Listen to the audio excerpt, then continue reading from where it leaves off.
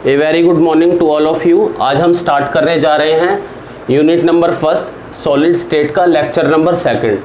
Previous lecture में हमने इसकी डेफिनेशन की थी कि सॉलिड स्टेट्स होती क्या हैं, उनकी क्या क्या प्रॉपर्टीज़ होती हैं, जो सॉलिड स्टेट्स को बनाने के लिए जो पार्टिकल इन्वॉल्व होते हैं उनकी बेसिक प्रॉपर्टीज़ क्या है, और टाइप्स ऑफ सॉलिड सब्सटेंसेस पढ़ाए थे मैंने आपको कि सॉलिड सब्सटेंसेस जो सॉलिड स्टेट्स होती हैं वो दो ही तरह की होती हैं, वेदर दे आर अमॉर्फस और क्रिस्टलाइन। आज हम नेक्स्ट टॉपिक स्टार्ट करने जा रहे हैं जो बहुत ही इंपॉर्टेंट है। तो देखिए बिना टाइम वेस्ट किए हम स्टार्ट करते हैं। Difference between isotropic and anisotropic substances. कल हमने दो प्रॉपर्टियों की आपसे बात की थी कि आइसोट्रोपी और एनाइसोट्रोपिक प्रॉपर्टीज़ होती हैं। जब मैंने आपको डिफरेंस बताए थे क्रिस्टलाइन एंड अमॉर्फस के, मैंने आपको बताया था कि जो अमॉर्फस होते हैं वो आइसोट्रोपिक इन नेचर होते हैं और क्रिस्टलाइन आइसोट्रोपिक इन नेचर होते हैं, एनाइसोट्रोपिक इन नेचर होते हैं, सॉरी। तो आइसोट्रोपिक सब्सटेंस क्या होते हैं? देखिए पहले किसी भी चीज़ को अगर बिल्कुल इजी वे से पढ़ना तो हम उस वर्ड को स्प्लिट कर लेते हैं। आइसोट्रोपिक सब्सटेंस, इस आइसोट्रोपिक सब्सटेंस में जो स्टार्टिंग में जो वर्ड यूज हो रहा है वो है आइसो। आइसो मीन्स होता है बेटे same, same. Isotropic substance, these are the substance which having same physical property like electrical resistance, conductivity and refractive index in all the direction, in all the direction। देखिए मान लीजिए मैं आपके सामने एक सॉलिड स्ट्रक्चर ड्रा कर देता हूँ और ये बोलता हूँ कि इसके डिफरेंट हर डिफरेंट पॉइंट्स पे आप इसकी फिजिकल प्रॉपर्टी चेक कीजिए। मान लीजिए आपने इस पॉइंट पे इलेक्ट्रिकल रेजिस्टेंस चेक की, यहाँ पे भी इलेक्ट्रिकल रेजिस्टेंस चेक की, यहाँ पे भी इलेक्ट्रिकल रेजिस्टेंस चेक की। हर पॉइंट पे अगर इलेक्ट्रिकल रेजिस्टेंस की वैल्यू सेम आ रही है तो आप ये कहेंगे कि ये सब्सटेंस क्या है? आइसोट्रोपिक सब्सटेंस है। और इस आइसोट्रोपिक सब्सटेंस को आइसोट्रोपिक बनाने के लिए जो फिनोमिना इन्वॉल्व होता है उसका नाम है आइसोट्रोपी या आइसोट्रोपिज्म। तो isotropy is defined as the phenomena due to which a substance showing isotropic behaviour. बिल्कुल इसके अपोजिट में आप पढ़ेंगे एनाइसोट्रोपिक सब्सटेंस। एनाइसोट्रोपिक सब्सटेंस क्या होते हैं?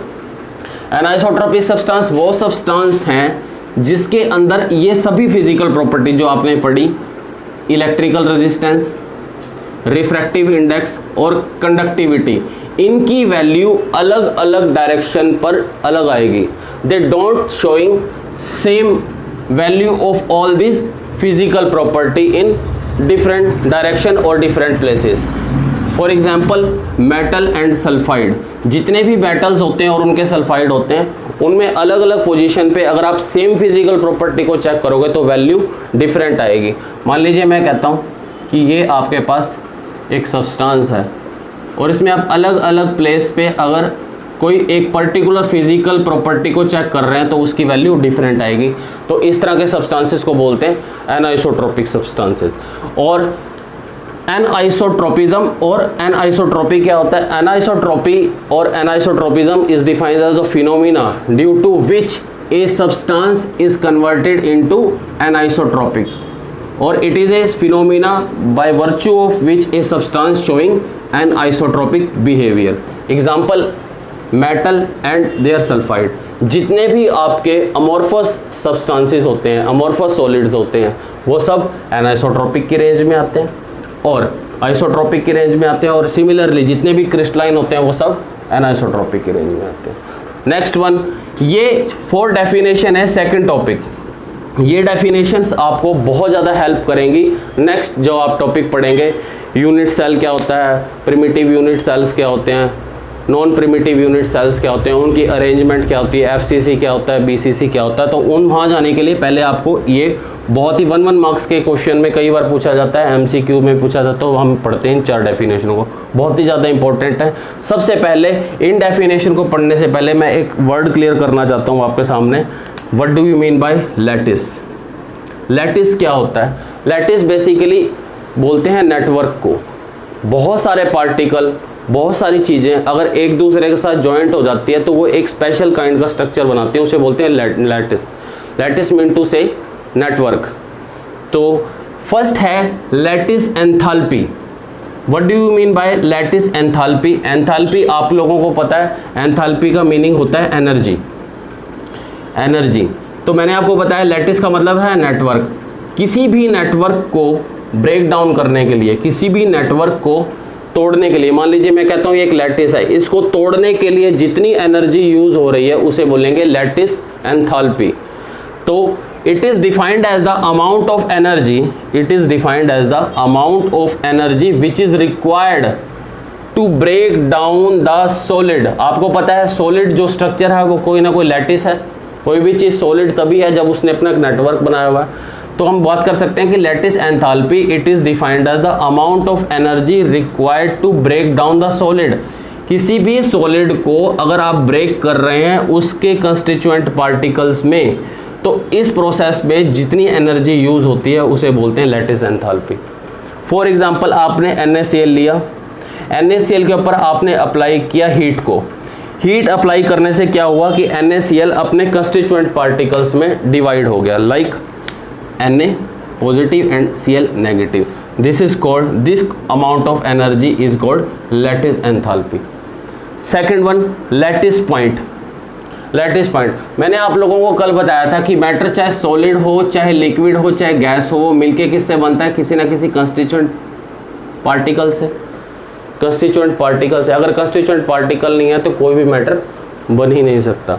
तो लैटिस पॉइंट क्या होता है, ये वही पार्टिकल्स हैं, दीज आर द पार्टिकल्स। देखिए सॉलिड के केस में हो, लिक्विड के केस में हो या गैस के केस में हो, कोई भी मैटर तीन ही तरह के पार्टिकल से मिलकर बनता है, उन्हें बोलते हैं एटम्स, मॉलिक्यूल्स एंड आयंस।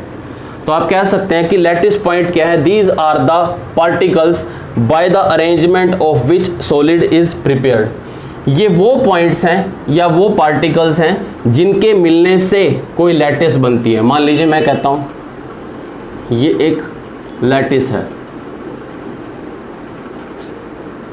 इसको बनाने के लिए कुछ पार्टिकल्स ने अपना पार्टिसिपेशन किया, ये पार्टिकल्स हैं। तो ये जो आपको सर्कुलर फॉर्म में दिख रहे हैं इनको बोलते हैं लैटिस पॉइंट। अगर ये आपस में ना मिलते तो कभी भी एक लैटिस नहीं बन पाता, तो इसे बोलते हैं lattice point. Fourth one lattice site. Lattice site, इसमें देखिए साइट का मतलब होता है जगह, कोई स्थान। ये पार्टिकल्स अपने आप को अरेंज करते हैं, अपने आप को अरेंज करते हैं, सेटल डाउन करते हैं किसी एक पर्टिकुलर जगह पे, ताकि एक नेटवर्क बना सकें, एक लैटिस बना सकें। वो प्लेस, वो स्थान, वो जगह, उसको बोलते हैं lattice site. These are the place, ये वो जगह है, दीज आर द प्लेस और site where particles are arrange themself, अपने आप को अरेंज करते हैं पार्टिकल्स। ये वो जगह है जहाँ पर पार्टिकल अपने आप को अरेंज करते हैं ताकि वो लास्ट में क्या बना सके, एक सॉलिड स्ट्रक्चर बना सकें, या यूं कह लीजिए एक सॉलिड लैटिस बना सकें। फोर्थ वन बहुत ज़्यादा इंपॉर्टेंट है फाइनल पॉइंट ऑफ व्यू से, स्पेस लैटिस। स्पेस लैटिस, जब भी आप वर्ड बोलते हैं space, space means 3D, 3 dimension. अगर आप किसी चीज़ की लेंथ वाइज, ब्रेड्थ वाइज और विड्थ वाइज अगर आप किसी चीज़ को देख रहे हैं, मान लीजिए मैं कहता हूँ ये मार्कर है, ये अभी ये डायरेक्शन है इसकी, तो आप इसे बोलेंगे 2D अरेंजमेंट। अगर इसी मार्कर के साथ मान लीजिए मैं इस तरह की अरेंजमेंट बना देता हूँ, कुछ इस तरह की अरेंजमेंट, तो ये बन जाती है आपकी 3D अरेंजमेंट। आप इसके 3 डायमेंशन इसको स्टडी कर रहे हैं। तो इसी तरह जब आपके जो पार्टिकल्स हैं जो कि अपने आप को किसी साइट पर अरेंज करते हैं और एक सॉलिड स्ट्रक्चर बना देते हैं या एक सॉलिड लैटिस बना देते हैं, अगर ये पार्टिकल्स अपने आप को 3 डायमेंशनली अरेंज करें, अगर ये पार्टिकल्स अपने आप को 3 डायमेंशनली अरेंज करें, लेट अस सपोज देखिए मान लीजिए आपके पास ये 3 डायरेक्शंस हैं और पार्टिकल्स अपने आप को यहाँ अरेंज करते हैं इस तरह, एक के बाद एक, ये हर डायरेक्शन में जा रहे हैं, तो इस तरह से जो स्ट्रक्चर बनेगा उसे बोलते हैं space lattice.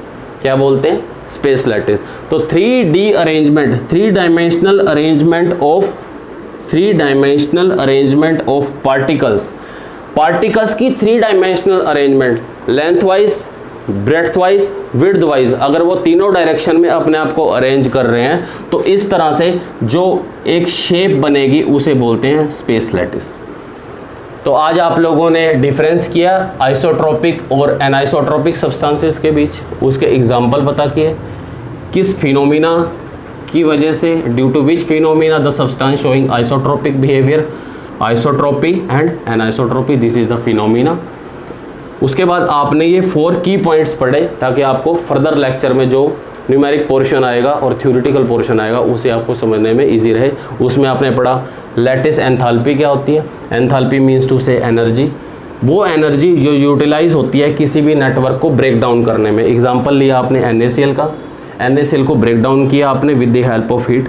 Similarly lattice point क्या होते हैं, वो कंस्टिट्यूएंट पार्टिकल्स जिनसे मिलकर लैटिस बनता है, तो उन्हें बोलते हैं lattice point. Let us suppose ये कमरा है, इस कमरे को बनाने में ब्रिक्स को यूज़ हुई हैं, ईंटें यूज़ हुई हैं, तो इस मैं कह सकता हूँ अगर ये कमरा एक लैटिस है, एक नेटवर्क है, तो इस केस में पॉइंट कौन है, ब्रिक्स हैं। इसी तरह वो पॉइंट वो पार्टिकल्स होते हैं जिससे मिलके एक नेटवर्क बनता है। सिमिलरली ये पॉइंट्स, ये पार्टिकल अपने आप को जिस स्थान पे, जिस जगह पे, जिस प्लेस पे अरेंज करते हैं उसे बोलते हैं lattice site.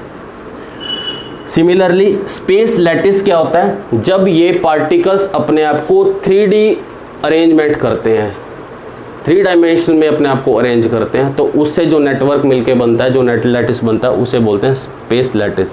3D arrangement of particles. 3D arrangement of particles क्यों करते हैं अपने आप को अरेंज, ताकि वो डिफरेंट वेराइटीज़ ऑफ शेप ले सकें।